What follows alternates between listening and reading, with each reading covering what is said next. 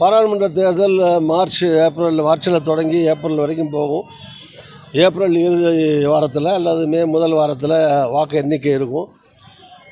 கட்சிகளுக்கிடையே கூட்டணி கட்சிகளுக்கிடையிலே பேச்சுவார்த்தைகள் நடந்து கொண்டிருக்கிறது. எல்லா கட்சிகளும் முதல் கட்டமாக பேச்சுவார்த்தை முடிந்திருக்கிறது. அடுத்த கட்ட பேச்சுவார்த்தை தொடர்ந்து நடக்கும். அந்த இறுதிக்கட்ட பேச்சுவார்த்தையில் எந்தெந்த தொகுதி எந்தெந்த கட்சிக்கு என்று முடிவு செய்யப்படும்.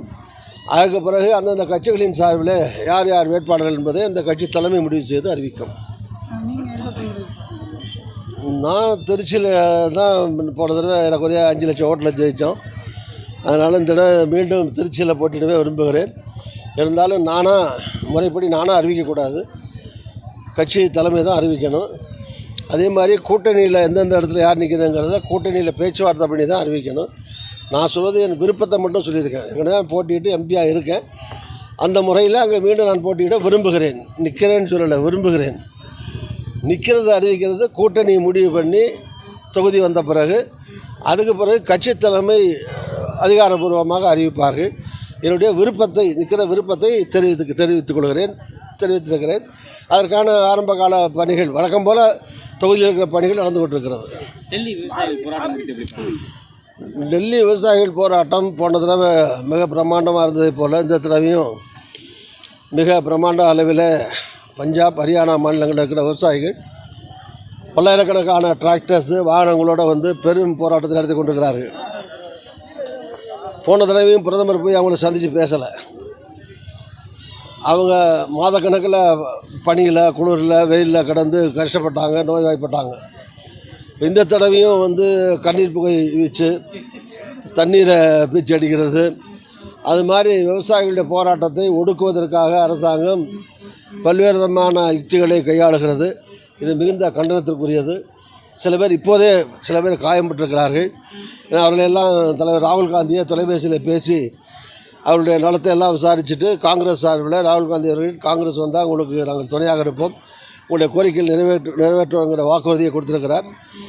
இது வந்து 10 வருஷத்துக்கு முன்னால் மோடி நிற்கிற போதே கொடுத்த வாக்குறுதி தான். நாங்கள் வந்தால் விவசாயிகளுடைய வருமானத்தை 2 மடங்காக உயர்த்துவோம் என்றெல்லாம் சொன்னார். அது சம்மந்தமாக எந்த நடவடிக்கையும் எடுக்கலை. மினிமம் சப்போர்ட் ப்ரைஸும்பாங்க, குறைந்தபட்ச விலை, அதை நிர்ணயிக்கணும் ஒவ்வொரு பொருட்களுக்கும், விவசாய பொருட்களுக்கும் என்று சொல்லித்தான் விவசாயிகள் போராடுகிறார்கள். அரசாங்கம் அவர்களை சந்தித்து சம்பந்தப்பட்ட துறையினுடைய அமைச்சரோ பிரதமரோ அமித்ஷாவோ விவசாய அமைச்சரோ இவர்கள் சென்று பார்த்து அவருடைய பிரச்சனைகளை கேட்டு அதற்கு தீர்வு காண முயற்சிக்க வேண்டுமே தவிர அரசு இயந்திரத்தை பயன்படுத்தி பலாத்காரத்தை பயன்படுத்தி விவசாயிகளை ஒடுக்க அச்சுறுத்த முயலக்கூடாது.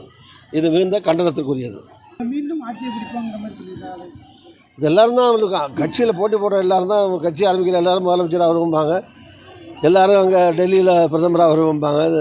சகஜமாக எல்லோரும் சொல்கிறது தான். கடையில் எஜமானர்கள் மக்கள் தான் தீர்மானிக்கணும். மக்கள் முடிவு செய்வார்கள். 10 வருஷம் போதும் மோடி கொடுத்தது என்று மக்கள் ஒரு மாற்றத்தை எதிர்பார்க்கிறார்கள். மாற்றம் வரும். ராகுல் காந்தியுடைய தலைமையில் மாற்றம் கண்டிப்பாக வரும். எதிர்காலத்தில் ராகுல் காந்தி பிரதமராக வருவார். உங்கள் சொந்த தொகுதி தானே அறந்தாங்கிலேருந்து ராமநாதபுரம் மாவட்டத்தில் இருக்குது. அந்த தொகுதியை நீங்கள் கேட்கலாமே. அறந்தாங்கி தொகுதியில் வந்து ஏற்கனவே ராமச்சந்திரன் என்னுடைய மகன் எம்எல்ஏ இருக்கார். எம்எல்ஏக்கும் அங்கே இப்போ திமுக ஆட்கள் கூட்டணிலாம் எம்எல்ஏக்கும் வேலை பார்ப்பாங்க. எம்பிக்கும் எனக்கும் வேலை பார்த்தா அப்புறம் எம்பிக்கும் உங்களுக்கு தான் ஓட்டு போடுறோம், எம்எல்ஏக்கும் உங்களுக்கு தான் ஓட்டு போடுறோன்னு சொல்லுவாங்க.